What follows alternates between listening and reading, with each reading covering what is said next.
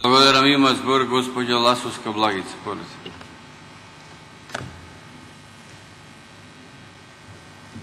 Благодарам, председателя.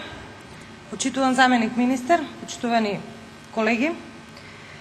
Предлог законот за дополнување на Законот за високо образование, кој денес е на дневен ред, врши дополнување на член 112 од основниот закон со 4 нови става и со овие дополнувања се регулира преводот и печатењето на стручната литература, односно, како што кажа и заменик министерот, по 50 универзитетски учебници кои се употребуваат во првите 10 рангирани универзитети согласно Шангајската листа. Како што стои и во образложението, се утврдуваат рокови за доставување на предлозите до Министерството и рокови за нивно објавување на веб страната на Министерството за образование и наука. Ова е сосема мала интервенција во Законот за високо образование, но многу значајна, и истата регулира еден проект кој што владата преку Министерството за образование и наука континуирано, многу посветено го промовира и исполнува. Се работи за проектот 1000 книги стручна литература, кој што започна во 2009 година.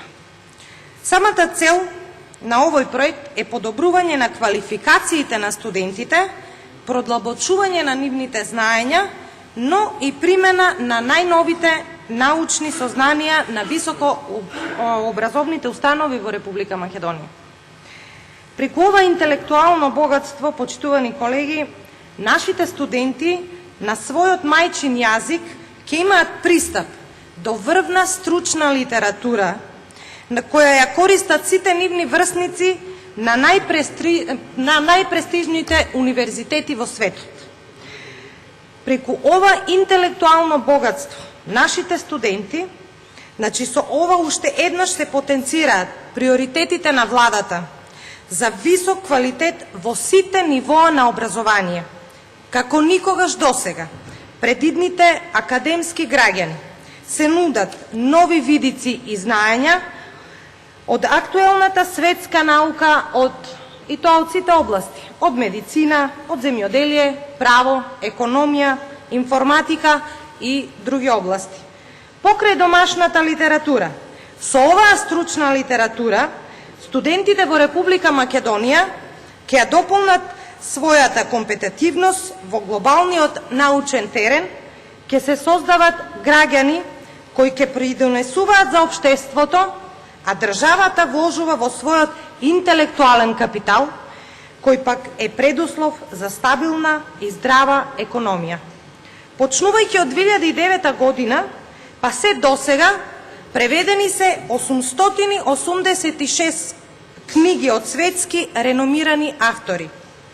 Овој проект, што е многу значено, почитувани колеги, опфаќа и 400 книги на албански јазик, кои ќе ги користат студентите од албанската националност. Оваа литература е достапна во 32 универзитетски и народни библиотеки, меѓу кои е и градската библиотека во Свети Николе, за што особено се радувам, бидејќи доаѓам од тој град, и бидејќи на студентите од мојот град им е овозможен пристап до оваа литература. За поздравување и отварањето на читалната 1000 книги, која функционира во рамките на Министерството за образование и наука и која е отворена за сите заинтересирани граѓани, ученици, студенти, магистранти, докторанти и љубители на пишаниот збор. Услугите на оваа читална се бесплатни и се достапни за секого. Деновиве разговарав со повеќе студенти, додипломци и постдипломци, и тие со нескриена радост ми кажаа дека ова е еден од најдобрите проекти на оваа влада во областа на образованието и дека покрај домашната, оваа литература за нив представува непроценливо богатство. Затоа, почитувани колеги, ги поддржувам овие дополнувања и со задоволство ќе гласам за, без никакви забелешки. Ви благодарам. Благодарам. Господин Стевананција Димитар има збор.